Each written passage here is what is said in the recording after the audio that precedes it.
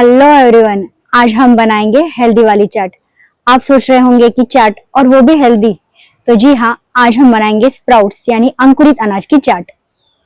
और अब ये अंकुरित अनाज की चाट, स्प्राउट्स की चाट, जो कि बहुत ही हेल्दी और हाई प्रोटीनस है, उसको बनाने के लिए जो इंग्रेडिएंट्स लगते हैं उन्हें भी देख लेते हैं। तो ये है कुल्थी का अनाज यानी हुलगे, ये साबुत काला चना, ये मोट का अनाज यानी मटकी, और ये साबुत मूंग। तो इन सभी को हमने रात भर पानी में भिगोकर अंकुरित कर लिया था। और ये एक टमाटर कटा हुआ, ये एक बड़ा प्याज कटा हुआ, और ये खीरा यानी कि काकड़ी कटी हुई।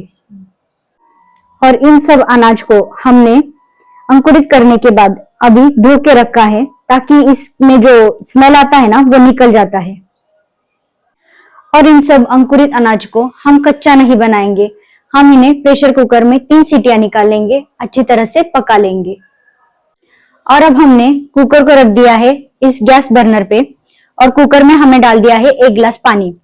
और इस पतीले में हम ये सारे अनाज जिन्हें हमने अंकुरित कर लिया था, ये एक एक कटोरी हम सारे मिला लेंगे।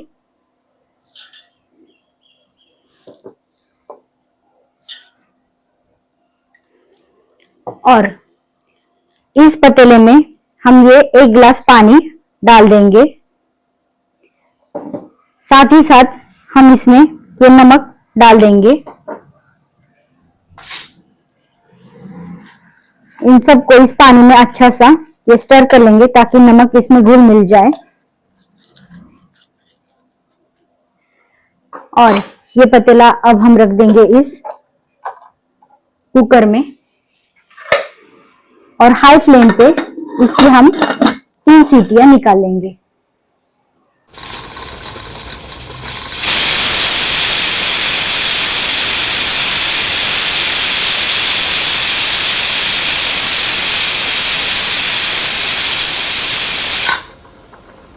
तीन सीटियां निकालने के बाद कुकर को हमने 10 मिनट के लिए ठंडा कर लिया है। और अब हम इसमें जो हमारे स्प्राउट्स रखे हुए हैं उन्हें निकाल लेंगे।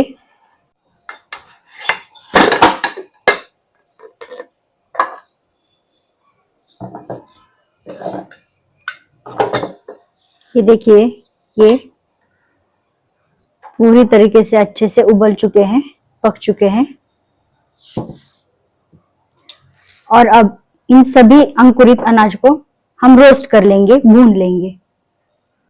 ये स्प्राउट्स में जो एक्सेस पानी है, ज्यादा का पानी, हम उस पानी को छान लेंगे।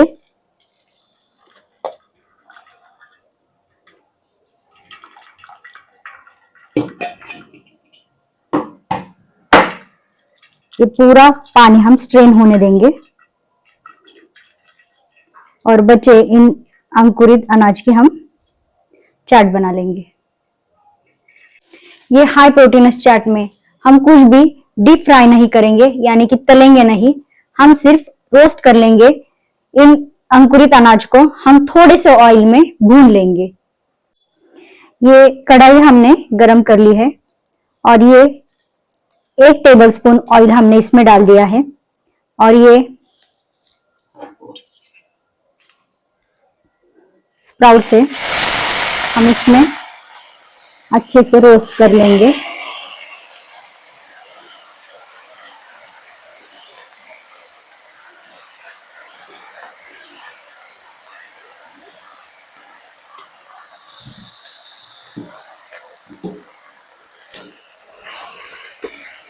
बहुत ही कम ऑयल हमने इसमें यूज किया है, क्योंकि ये सारे स्प्राउट्स यानी अंकुरित अनाज पहले से ही पके हुए हैं।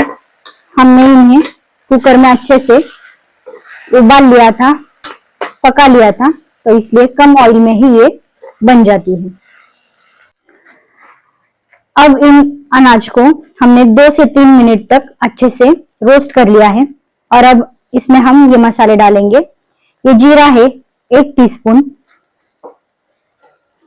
ये काली मिर्च, घर की बनाई हुई काली मिर्च, ये 1 टीस्पून हम डालेंगे इसमें। ये धना जीरा पाउडर, वो भी 1 टीस्पून। और ये नमक, ये 1 टीस्पून इसमें पड़ता है। और फिर इन सब मसालों को ऐड करने के बाद 3 से 4 मिनट तक इन सब स्प्राउट्स को हम रोस्ट कर लेंगे, भून लेंगे। अब मैंने गैस की फ्लेम हाई कर ली है और हाई फ्लेम पे हम कंटिन्यूस इसे स्टर करेंगे और अच्छी तरीके से पका लेंगे। 3 से 4 मिनट तक हाई फ्लेम पर पकाने के बाद ये जो हमारे स्प्राउट्स है ये बनकर तैयार हो गए हैं और अब हम इनकी फाइनल चाट बना लेंगे। ये फाइनल चाट बनाने के लिए हमने बाउल में निकाल लिए हैं सारे स्प्राउट्स और अब हम इसमें डालेंगे ये एक बड़ा प्याज कटा हुआ, ये एक टमाटर कटा हुआ और ये खीरा यानी कि काकड़ी कटी हुई और इन्हीं सबको हम अच्छे से मिक्स कर लेंगे।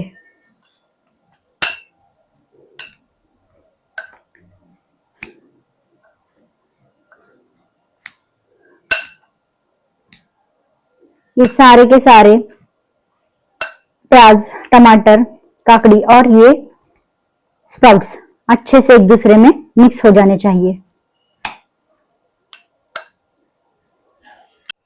हमारी स्प्राउट्स चाट की हम प्लेटिंग शुरू करते हैं। इस प्लेट में हम इन स्प्राउट्स को अच्छे से सजा लेंगे और दही को हमने खांडसरी शुगर में अच्छे से फेंट लिया था। दही को इसमें डाल देंगे। ये पुदीना की हरी चटनी और गार्निश करेंगे ये सेव के साथ।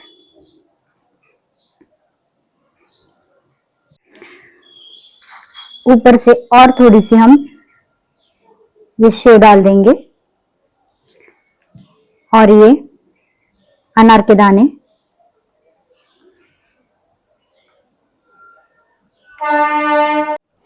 और ये बनकर तैयार हो गई है हमारी स्प्राउट्स वाली हेल्दी चाट। और इसी हाई प्रोटीनस चाट को हम बच्चों के लिए कुछ इंटरेस्टिंग तरीके से बनाएंगे। तो इसके लिए हम लेंगे ये कोन, ये आइसक्रीम का कोन है, इसमें डाल देंगे ये मीठा दही और उसमें हम डाल देंगे ये स्प्राउट्स की बनाई हुई चाट।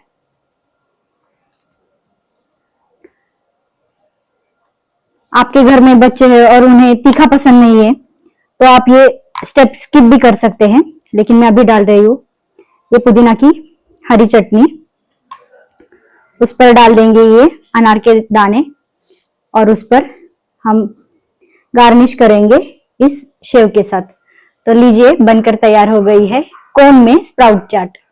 तो घर पर जरूर बनाइए ये हाई प्रोटीनस स्प्राउट्स की चाट और कमेंट सेक्शन में मुझे जरूर बताइए कि आपको मेरी ये रेसिपी कैसे लगी।